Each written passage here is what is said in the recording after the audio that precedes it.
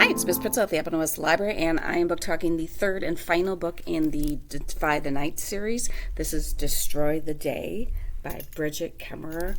Highly recommend this series. Don't watch this if you have not read books 1 and 2, because you can't tell the summary without spoiling things. All right, so romantic fantasy. Did I say romantic fantasy? All right, so we have 3 points of view in this, as we did in book 2, but now we know. So Tessa, Corrick, those are our 2 main romantic leads, and then Harriston, which is the king and Corrick's brother.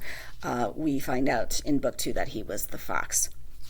So at the end of book 2, we know that all of our characters have been separated. So Tessa and Corrick were on a sea voyage to Ostiary, and there was a storm and a battle with pirates, and Tessa believes Corrick is dead. Well, Corrick and Lachlan are not dead.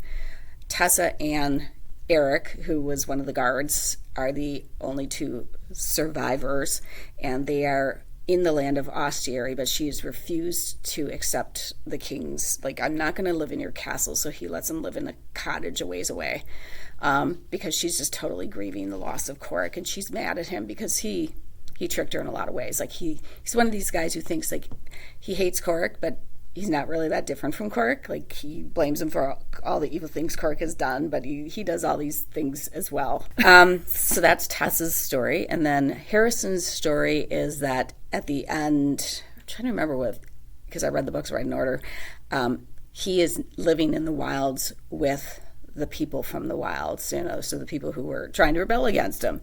But he's living there because the counselors who were trying to undermine him have undermined him to the point where they have gotten the people to believe that he was the one making them sick by poisoning them.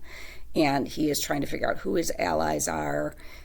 He's trying to rally some support. He's trying to take back his kingdom. There is a romance in here for Harriston, which is nice. And then Corrick and Lachlan. Well, Corrick and Lachlan, after the sea battle where they thought Corrick died from a cannonball shot, they were actually washed ashore, and they were taken captive by the pirate Oren Crane. So Oren Crane is fighting Rian in Ostiary to be king, but he's super evil. He makes Rian look nice. Lachlan and Corrick kind of become friends, or they start to respect and understand each other in this, and they are supposed to do some things for Oren in order to get their freedom. And of course, they're hiding the fact that Corrick is the prince, because, or Oren would use that. So you get the 3 points of view, but it's not alternating chapters or anything. It'll be Harriston for a few chapters and then Corrick for a few chapters. And I will say there was one point in here where I was like, okay, that was a good point to end Harriston's and get me back to Corrick and Tessa. But other than that, and like I said, I only thought that one time.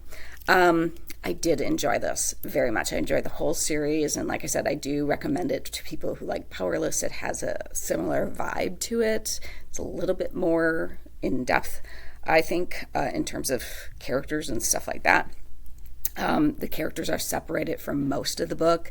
Corrick and Tessa get reunited before, and there is it for those who like romantic fantasies. There's a very satisfying conclusion with a few surprises too at the end. I definitely recommend it, and I really liked the series.